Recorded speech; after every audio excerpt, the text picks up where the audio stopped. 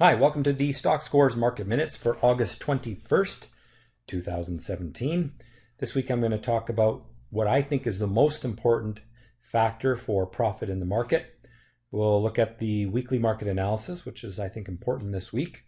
And then the trade of the week on Dick's Sporting Goods. All right, the profit factor. Most stocks that perform better than the market start their upward trends with abnormal activity. I've said this many times. I'm going to reiterate it.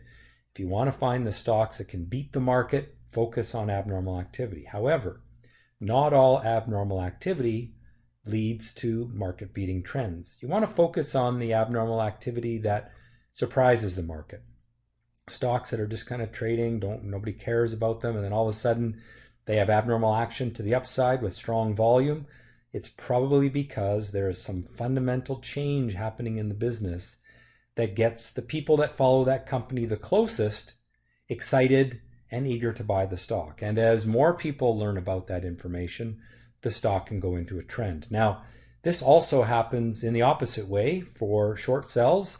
Stocks that move down dramatically usually start their strong downward move with abnormal activity as well. So that's the key to look for. And when we look at the trade of the week this week, you'll see what I mean. All right, let's get on to what happened in the market.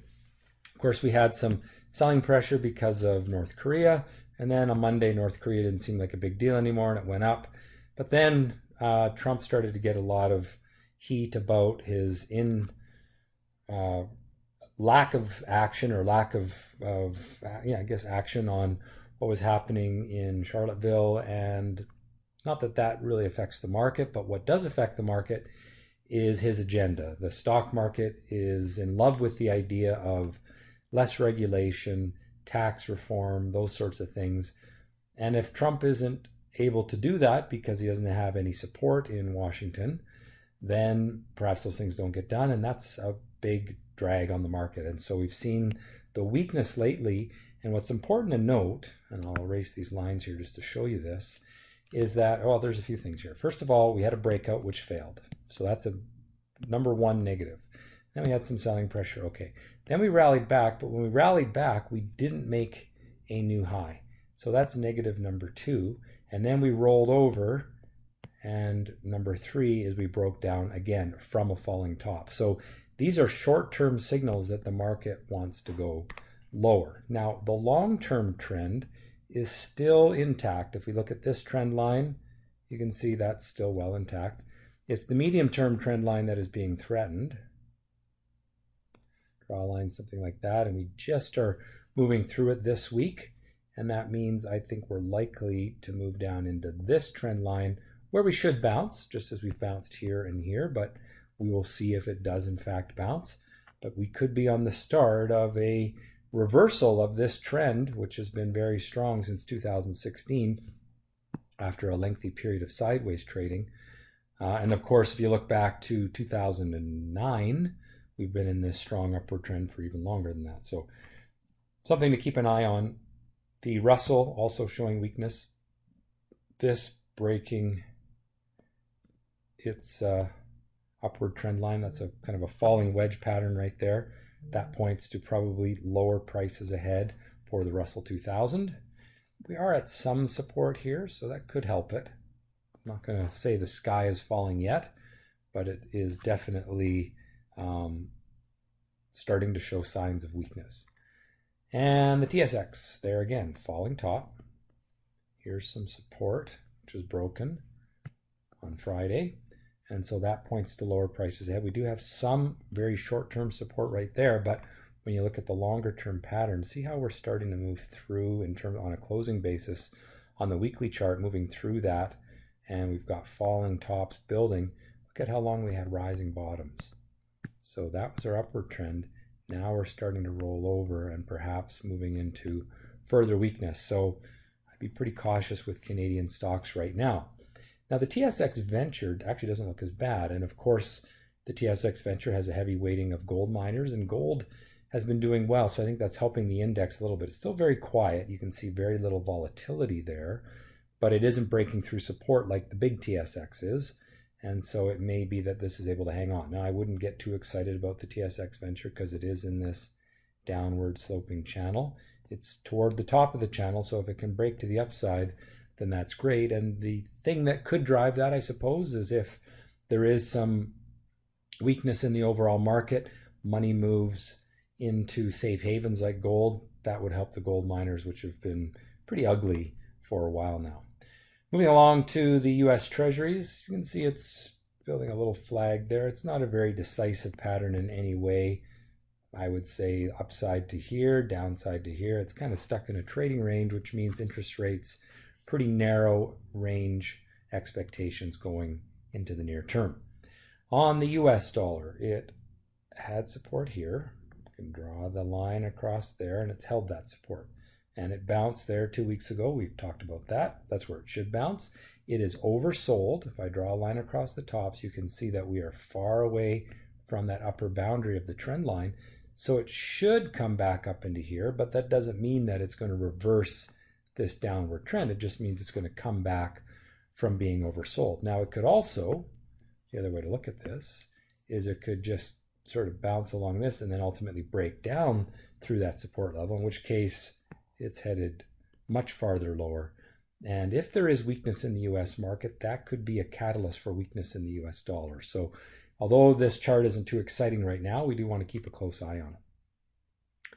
Gold will benefit from a weak US dollar, and it has been lately. However, long-term chart still stuck underneath that resistance level. It tried to break through today, Friday, but it failed. But that doesn't mean it can't on Monday. So we'll keep an eye on this. Usually it consolidates a little bit before it tries to break out. Not considerable upside, given that there's lots of past price peaks that will slow it down, but it's slowly building momentum. The one thing I would say is that there's a lot of volatility.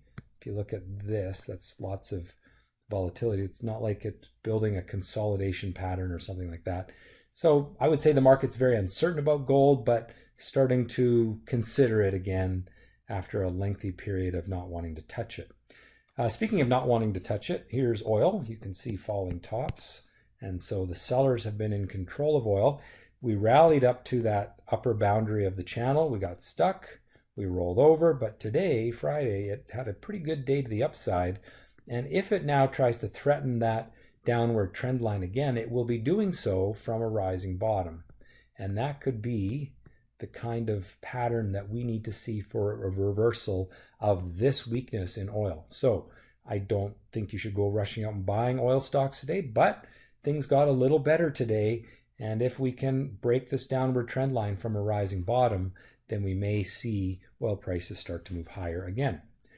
On the VIX, hey, fear is on the move again. We saw fear pick up here, and then it did what it always does, fell down. And then we saw a real spike in fear on North Korea, and then it fell down again, and now it's picking up again. And so what's happening, which I haven't seen for some time in the fear index, the VIX, is that it actually rallied from a rising bottom. And that is important. So I do think this is something you want to keep an eye on. Keep an eye on the VXX next week, especially if we get more weakness. This thing can be a rocket ship when there is a correction in the market. You just got to wait for the fear to really start to accelerate. All right then, so US stocks, neutral long term. We're still at the trend line, threatening it a little bit. Bearish short term. We've seen some selling pressure the last week or two. Canadian stocks bearish in both time frames. Gold neutral long-term, bullish short-term. Oil neutral on both time frames. The market is worried that Trump's pro-business agenda won't happen, and that has created a catalyst for selling this week. While the long-term trend for the U.S. market is still up, it is being threatened, and so we should keep a close eye on that. The Canadian markets are starting to move down through support. They have been underperforming the U.S. of late. Gold is gathering some upside strength, but far from a great looking chart yet. Oil is stuck underneath that downward trend line, but it is threatening to break through it and is showing some stability. And fear is on the rise. And as we go into September, historically the weakest month of the year for the market, we should be cognizant of the fact that we may finally get a correction. All right, speaking of a correction, here is a correction in Dick's Sporting Goods, if you want to call it that. Of course, Amazon really hurting companies like Dick's, Foot Locker, retailers in general, the list goes on. What I want to highlight, and normally I focus on buy opportunities, but my indicators that I've created for TradeStation are also useful for finding short sells. See this yellow dot right here? That's called an action candle. And we have bullish action candles and bearish action candles. And a bearish action candle will have a yellow dot. And in this case, it was breaking through support from a descending triangle. And it really had a rough week, one of the biggest losers of the week. When you see this abnormal action, remember I said almost all market-beating trends start with abnormal activity. Well, that's what this yellow dot looks for, is abnormal price and abnormal volume action. It happened on August 10th, and then it took a few days before it really started to gather downside momentum. This one may not be done to the downside yet. It is still building pessimism there. So that's a nice little swing trade using abnormal action and my action candle indicator for TradeStation. It's something that's available to my active trader students. You'll see more information on that when the new Stock Scores website launches any day now. We've got a few little things to fix. I wanted to launch it today, but a few problems prevented us from doing that, but it's coming soon. So hope that you'll look forward to that. Hope that you enjoyed this video.